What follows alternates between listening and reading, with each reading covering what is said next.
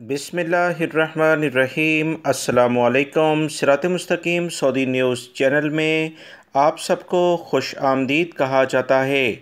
आज 21 अक्टूबर 2021 है। सऊदी वज़ारत सेहत की जानिब से वबाई मर्ज़ कोरोना से मुतल्लिका अहम तरीन रिपोर्ट जारी कर दी गई है, जिसमें बताया गया है कि पिछले 24 घंटों के दौरान सऊदी अरब में 46 अफराद कोरोना का शिकार हो चुके हैं, जबकि 54 अफराद सेहतयाब भी हो गए हैं। सऊदी वज़ारत सेहत ने मज़ीद जो ताज़ा तरीन इत्तलात शेयर की हैं, उसके मुताबिक 3 अफराद का कोरोना की वजह से पिछले 24 घंटों के दौरान इंतकाल हो गया है।